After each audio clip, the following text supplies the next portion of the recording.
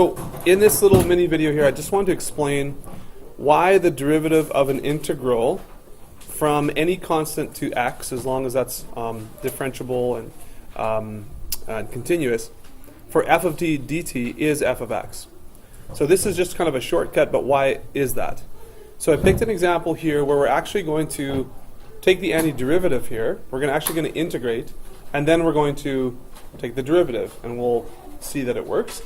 And that this is maybe help you understand just a little bit better why this is. So if we have this as an example right here, we're going to take the derivative of the integral from negative pi over 2 to x of cos of t dt.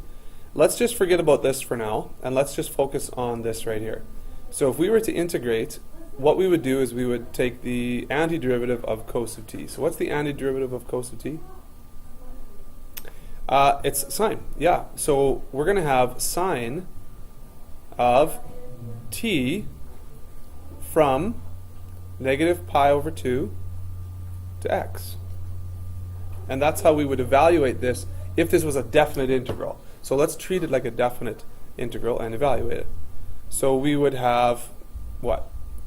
We would have sine of x minus sine of negative pi over 2 plus c.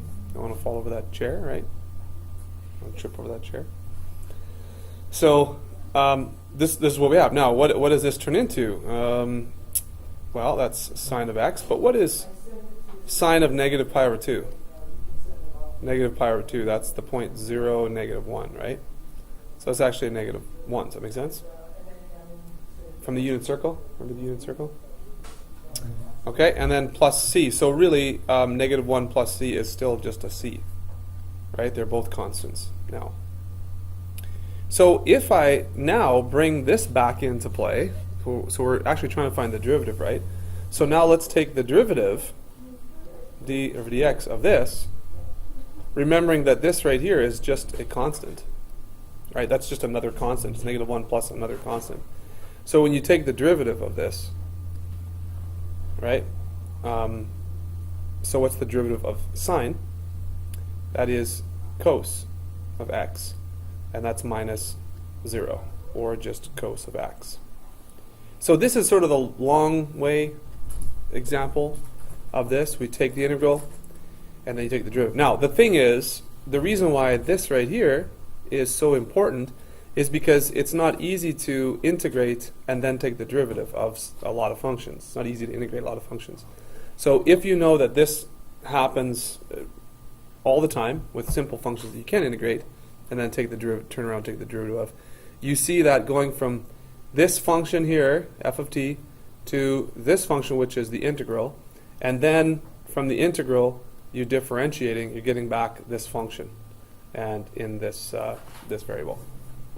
So the derivative of the integral of something from any constant to x, because here, look at this constant, you see?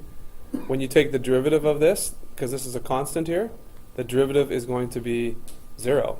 So it's like it's gone. That's why this doesn't matter. So that doesn't matter. Okay?